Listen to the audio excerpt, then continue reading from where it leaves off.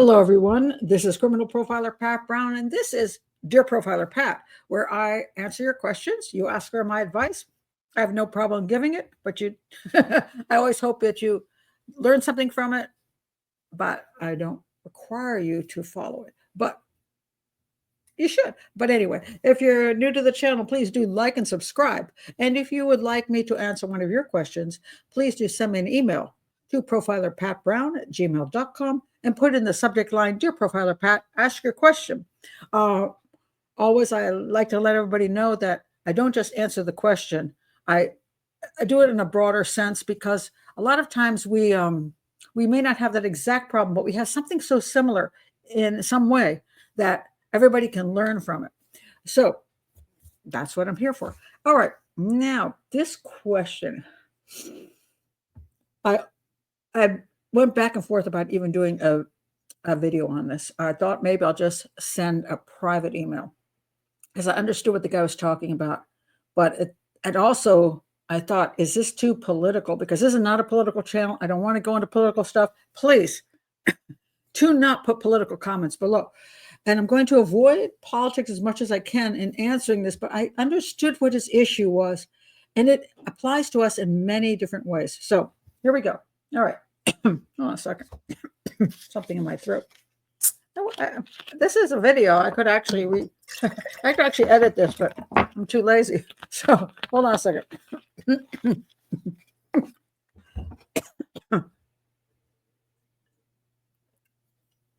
Still here? Okay. Anyway, here it is. Dear Profiler Pat, my stepdaughter, whom I raised and consider my own daughter, and I just want to say right up front, that is the way it should be. You know, when a child comes into your life and you take on the responsibility of a parent, you are a parent.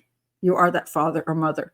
And total respect for that because, you know, sometimes the issue of stepdaughter as opposed to, quote, a real daughter, to me is sad when we have to look at it that way. When we're raising a child, that's our child. And sometimes we do share that child with others, but still, we're raising that child, we're a parent. My stepdaughter, whom I raised and consider my own daughter, has gotten furious with me over and over because I do not feel guilty for being white. She is white, and her husband is Afro-American. I get along well with him and my grandchildren. So now we're talking about a situation where he has a married stepdaughter. And so there's a whole family involved here. She is the only one who is always getting mad at me. So not his son-in-law, not the grandchildren, but the daughter he raised. She thinks I should feel guilty for what whites have done to minorities. I tell her I've never done anything like that to anyone. I was brought up in the deep South, and I'm 72 years old. I have lived through the ravages of racism and always tried to treat everyone with kindness and even took risks helping Black friends learn English. I'm not sure what I'm a little confused about that, but I'm going to say you're talking about standard English as opposed to, because there's different kinds of English. So I'm assuming you're talking about teaching reading of standard English. We all spoke French in the part of Louisiana where we lived, and we had to learn English, to improve our lot in life. I just don't know how to please her. What do you think? All right. Very complicated. And the reason I understand a lot of what he's talking about is because, and these are my three children. These are three paintings I did of my three children. As my son Dave on the left, my daughter Jennifer in the middle, and my son Jeremy on the right. As you can probably guess, two of them are biracial and one of them is Black. All right, so I have something to relate to here. Our ages are also similar, although our backgrounds are very different. And this is an important thing. Whenever people are dealing with other people of different backgrounds, they have to understand, and that's what I think your stepdaughter does not, is she doesn't even relate to your whole experience of life. My daughter, who is biracial, has married a white man. So kind of opposite of what you're dealing with. And he grew up as what people would I would say they would say redneck. Redneck. He grew up in Maryland from a family that used to be tobacco farmers, as redneck as you can possibly get. But interestingly, his experiences are a little different from hers. As a white young man, he went to a school which had a lot of black students, and he is probably more into that culture. I say that culture, but a culture that is not redneck than my daughter, who was homeschooled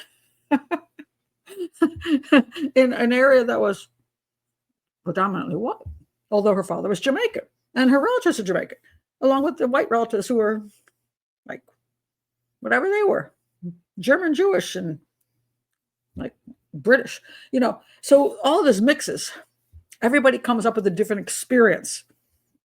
And so the thing is, when you get to a certain point when you meet somebody, you marry them, they bring in their whole heritage, you bring in your whole heritage. But it's odd that it's interesting that our heritages are not necessarily what you would expect.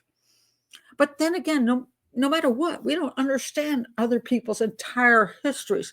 So when my daughter married a guy who was he was a Marylander through and through, and I was kind of an international person, I actually found him different, very different from me. We're both white, but that had nothing to do with the fact that we had any same experiences.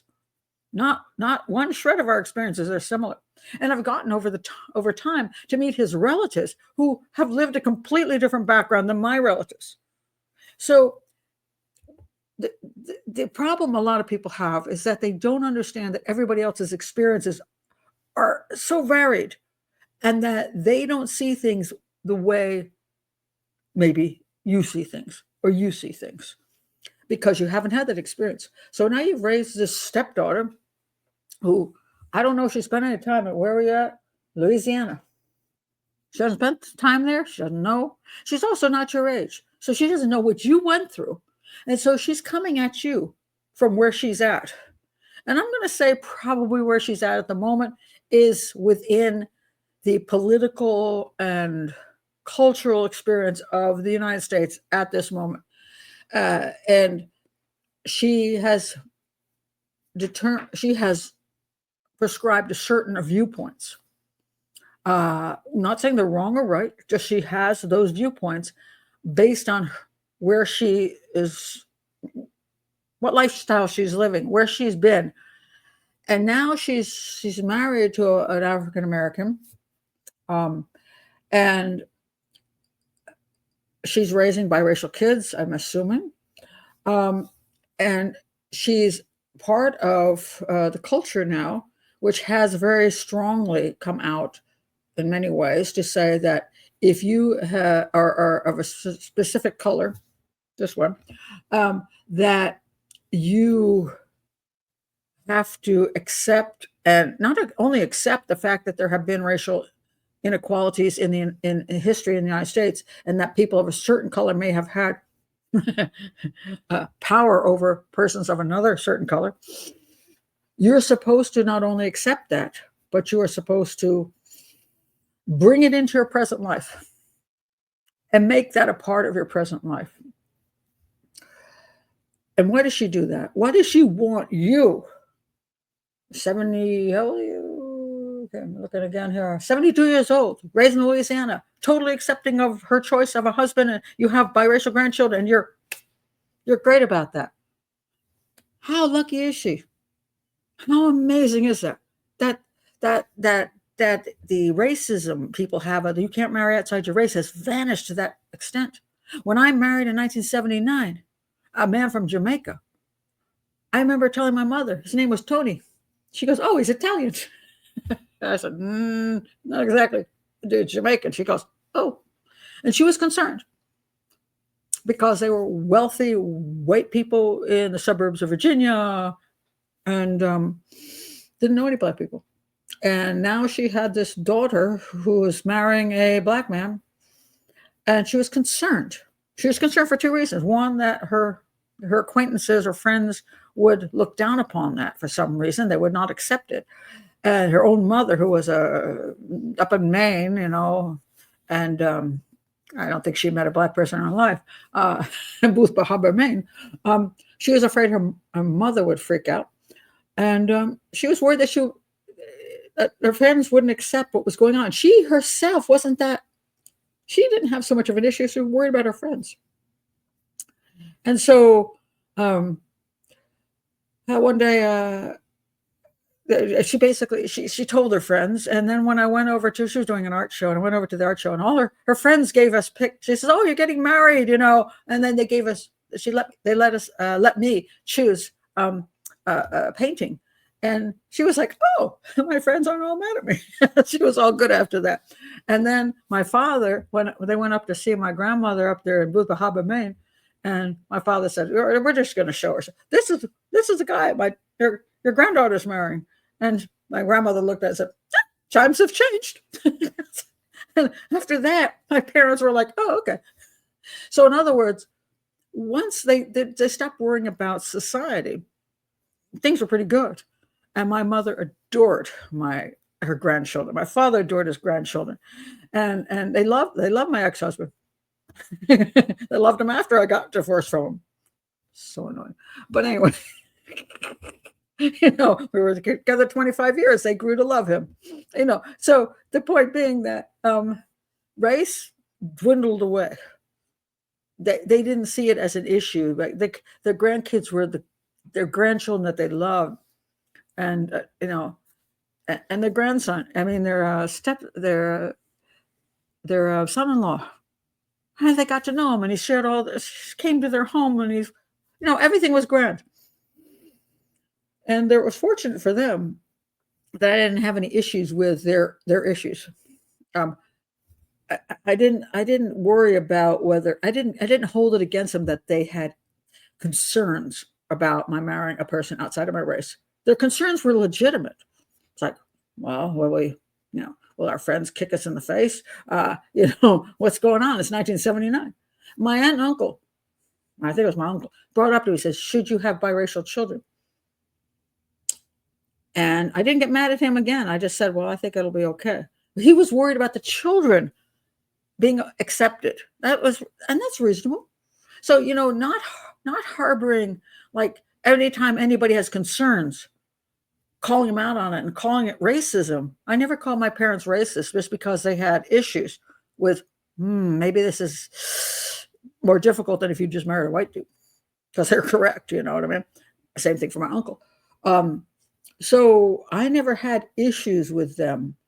And we also weren't in 1979 and going to the 80s was not a political time where there was huge gap between white and blacks, where everybody was supposed to be like focused on their color and making a big deal of it. And things have changed. I mean, I feel it in 2020 and on, it started changing. I did see that even where I live, I see there's a lot of racial tension, and you're supposed to pick your side, or you're supposed to be on a side. You're supposed to be an ally to somebody. It's gotten difficult, and it's frustrating, because when you haven't been a part of that, when you're just totally fine with everything being the way it is, that we're all getting along, like Martin Luther King Jr. wanted us to be, and all of a sudden we're supposed to like spend every moment of our lives thinking about what color we are. It's frustrating. And regardless of whether you're Democrat or Republican, whether you are a liberal or conservative, that issue is not the problem. The problem is, how do you deal with it when a person has taken it to heart?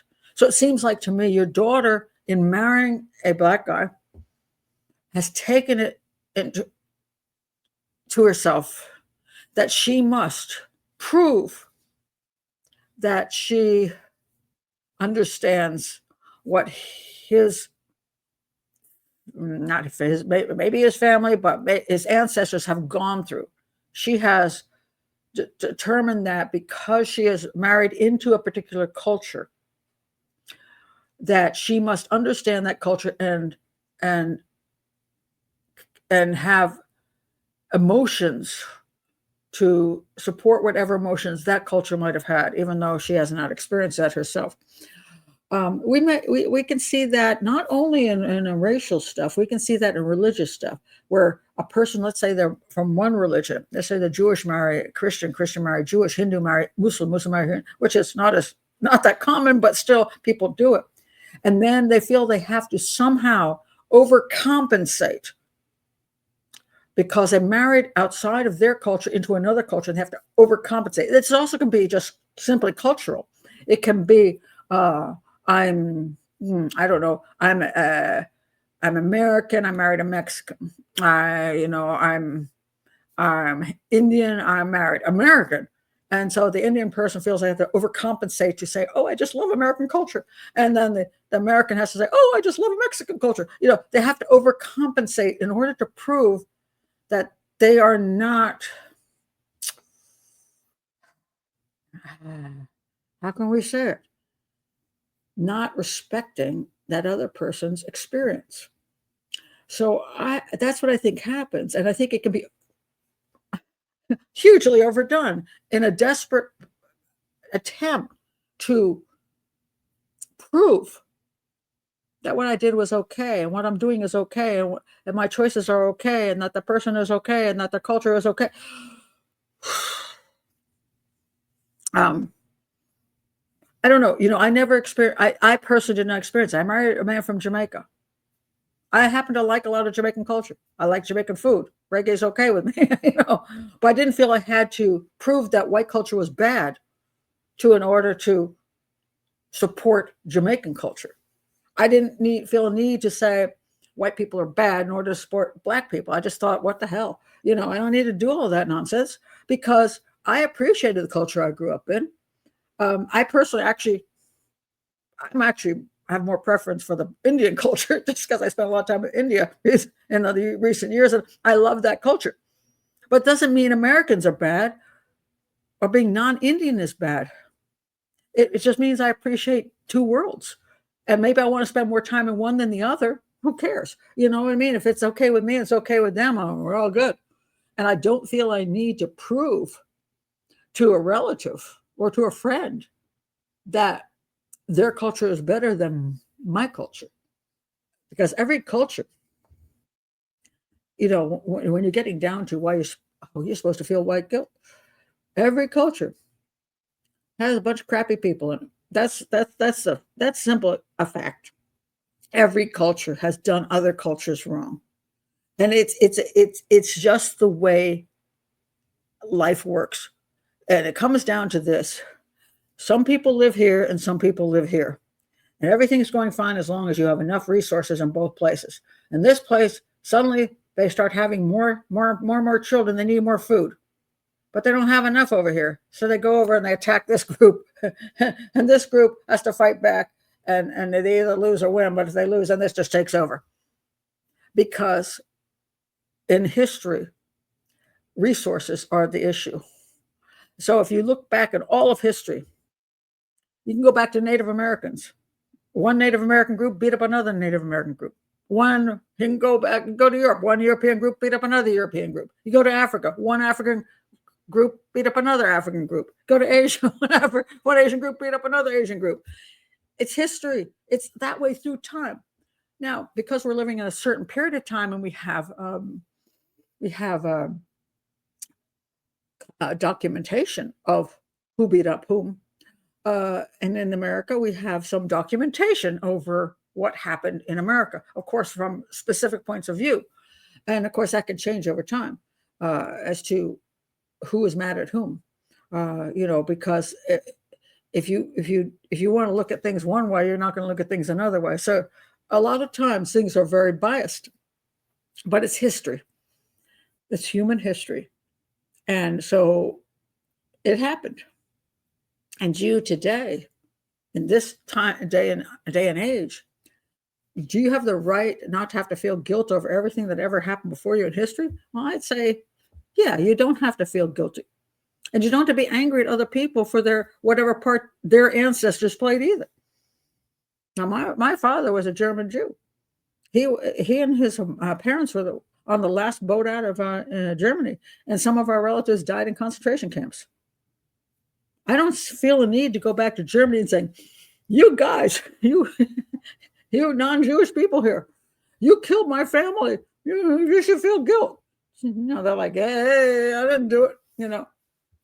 I don't feel a need to do that because I understand how history works.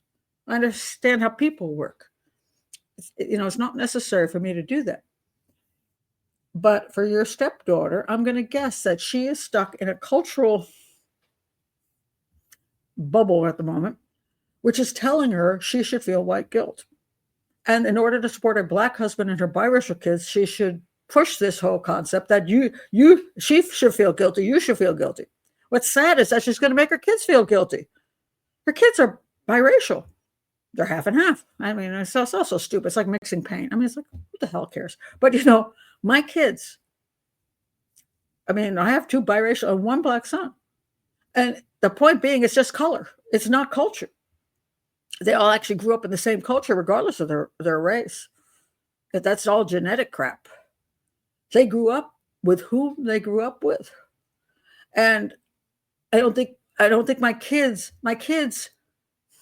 is my son who doesn't have white genetics because he's adopted, and my son and daughter who have white genetics because they're adopted. Because they're not adopted. They're from biological stuff. Are they different people? Should my black son feel different from my biracial kids about their parents? No. Why the hell should they do that? We are their parents. My ex-husband and I are their parents. Our race doesn't matter. We're still their parents regardless. They grew up where they grew up. That's the culture they grew up in. They don't have to dislike or dislike something. So my, quote, Black son doesn't have to love rap and hate country. That's stupid. I mean, why does he have to do that? Because first of all, it's culture. And actually, he grew up in an area where a lot of people like country. So he has every right to like country. If he happens to like rap too, that's fine. But so my other kids, the same thing. So they shouldn't be put into a damn box where they have to look at their skin and go, I can only like this and I have to feel guilty about that. This is nonsense. But unfortunately, your stepdaughter has been swept up into this kind of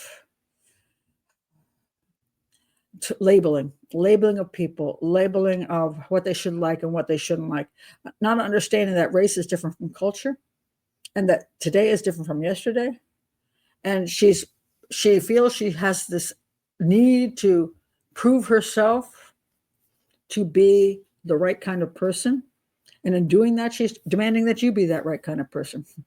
And you're like, I don't see why I have to do that because I'm a perfectly fine person the way I am. And I agree with you. And we see the same thing, just to point this out. It's not only race, it's about the whole political thing is nonsense too. Because in the past, at least in the United States, people would be they might be Democrat, they might be Republican, they might be independent, and they might even switch around a little bit over time.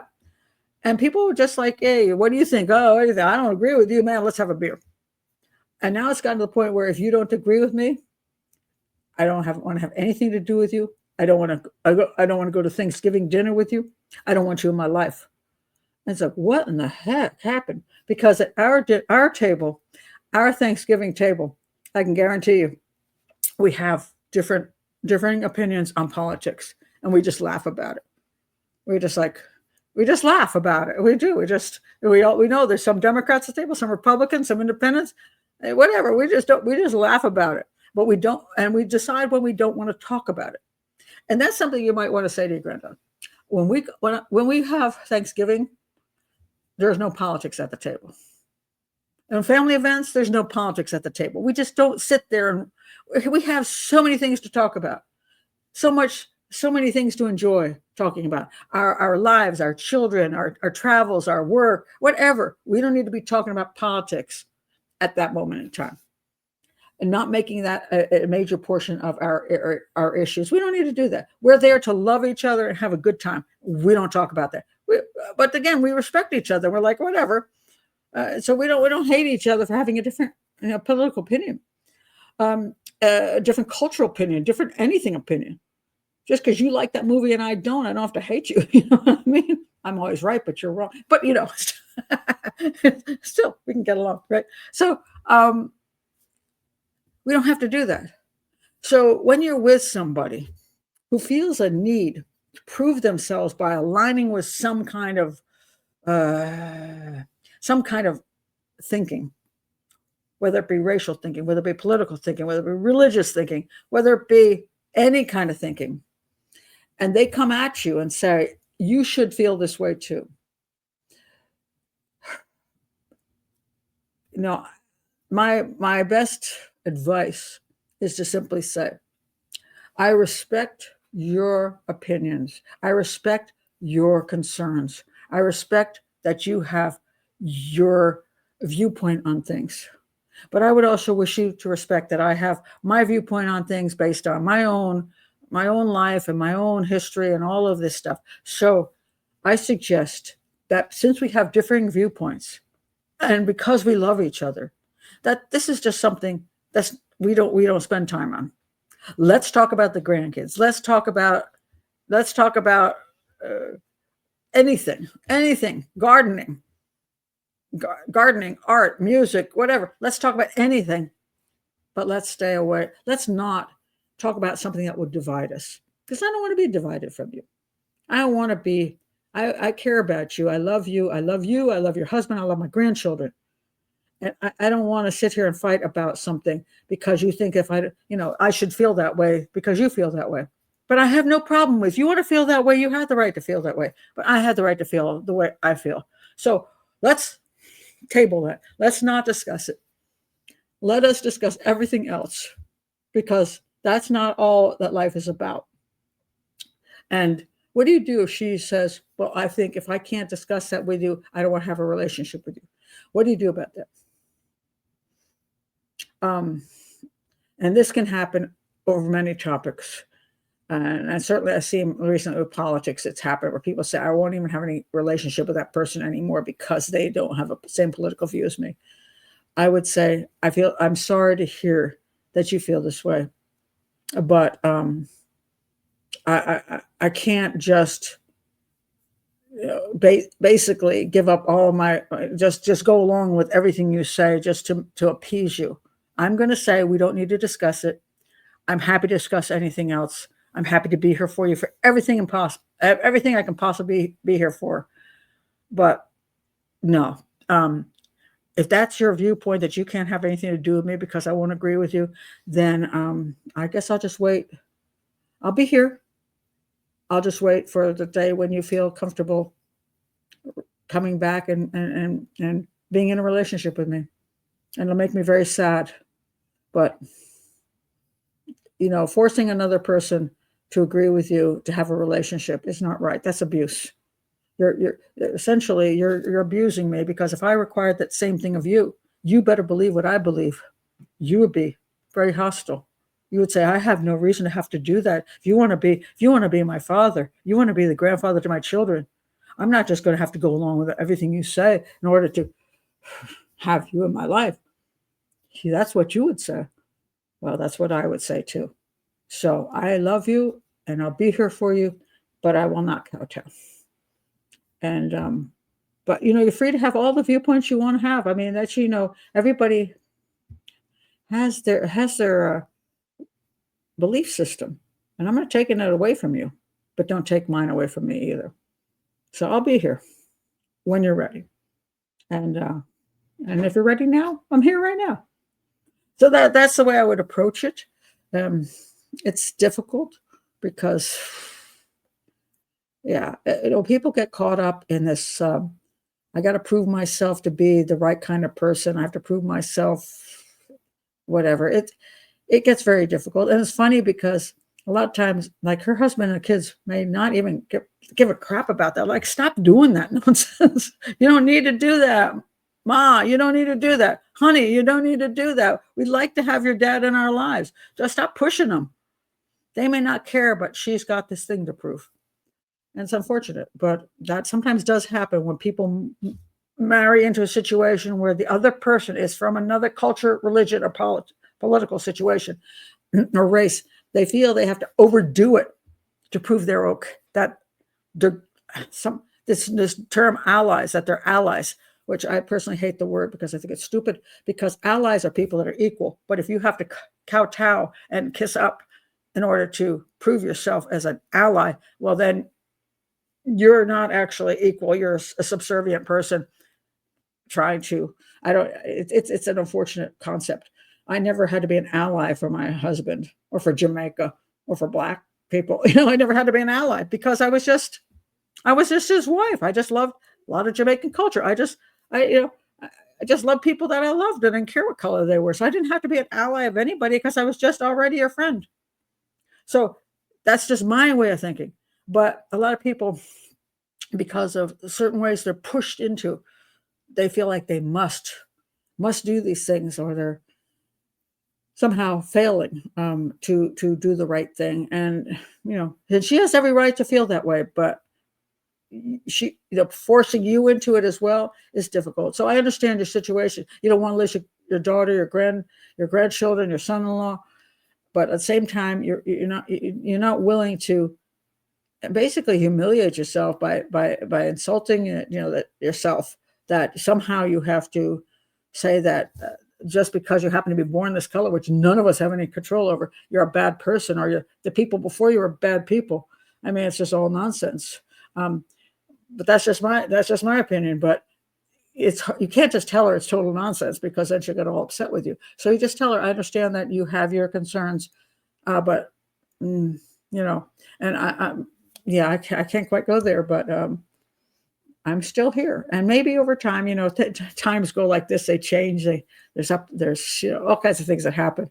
Hopefully, she'll just realize at a certain point she's just being a little outrageous in her requests, and she's throwing away her father for a political point of view, basically.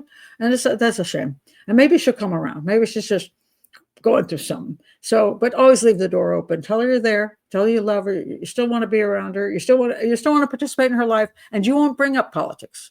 You won't do that. You have other things to talk about, so that she doesn't have to be threatened by your politics, if you have any that are opposed to her.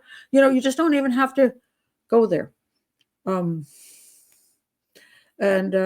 you can't control other people. That's the sad thing. You can't. They have to come to their own conclusions and their own willingness to get along and do things. And I say maybe it'll be a little bit of time. Hopefully not. Hopefully, if you say that to her, she'll go, oh, kind of. Maybe I'm a little excessive. Maybe I'm a little excessive right now. And so I don't have to do that. But again, I'll say this. She's upset with, I think, your politics. The question is, do you have arguments with her? Do you bring your politics along with you? And that is just as much of an issue. Because if you're pushing your politics in her face, she's going to push her politics back. So I would say just can the politics. Can it? Because some people you can talk about politics with. Some people you shouldn't. You have to know the difference. Whether you can sit around and chat about stuff, or you should, but let's not go there, because we know we kind of have different viewpoints. So there's all those other things in life that we share. Let's not do the politics thing. Let's not do the religion thing, because I've seen people do that too. Some of you got a person over here who's a Christian. This person's saying, "Oh, you have fairies? You just believe in fairy stories?" I'm like, really? How insulting! So this person is insulting a person who's Christian, who believes in what they believe, and calling their stuff fairy stories. It's rude and cruel. On the other hand, if you're a Christian, you shouldn't be pushing that person over too much either, telling them that they're going to go to hell or something, you know what I mean? Because you don't believe. So you have this problem on both sides. So there is a proper way to approach things. There are times when you can have a discussion, when you can share with each other your different points of view. And maybe, just maybe, one of you will, over time, change their point of view to your point of view, or vice versa. That's fine. I mean, we're humans. We should be able to have discourse and communications and discussions. But we just have to understand the difference between that and just being plain out rude and mean.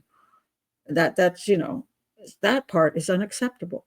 And I've been around people where I've seen them just be so rude and mean about something. And I think, oh my God, that's just cruel. what they're saying about this other person's belief system, their politics, their religion, whatever it is. They're just so mean about it. It's like, don't do that. I mean, you think differently. That's all there is to it. And maybe it's because you come from different worlds. You don't understand the other person's world. You just don't even know. Just as a conclusion thing here, I'll just mention this because I just thought it was fascinating. So I had a friend, and she's an Indian American. She came from India. She's an American citizen. But one day she came to Washington D.C. and she's Hindu, and she came to Washington D.C. and we went to the National Gallery of Art and we were looking at these paintings of Jesus Christ, with on the cross and Mary below and all the disciples. And she said, "What's going on up there?" And I'm like, she goes, "What's happening?" She had no idea.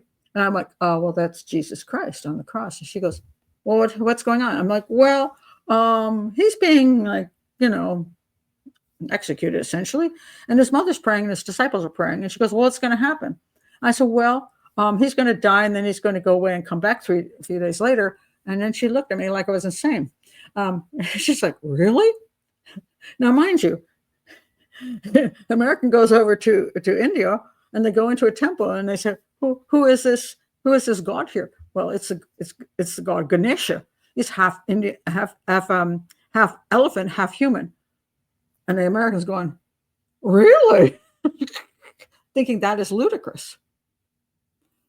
Because two different religions, two different ways of looking at spirituality.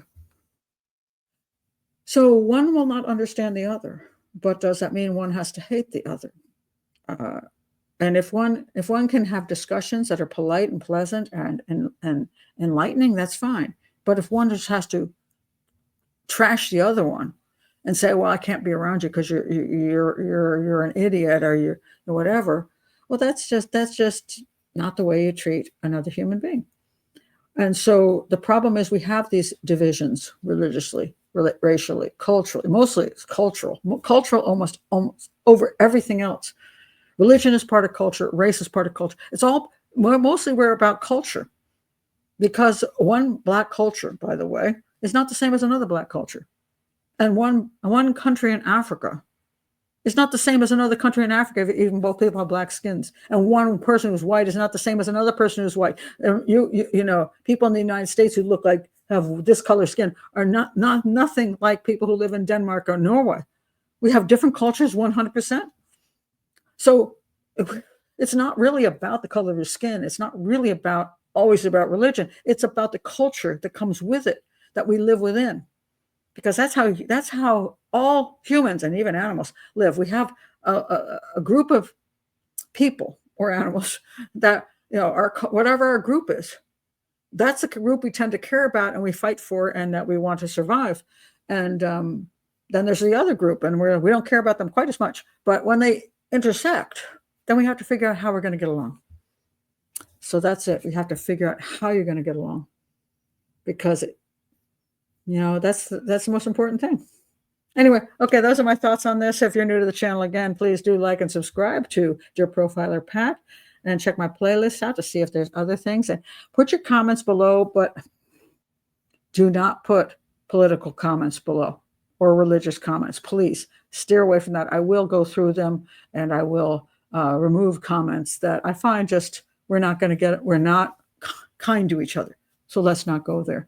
I just don't want to see that. So, but other than that, put your comments below. And thanks for being here. Bye-bye.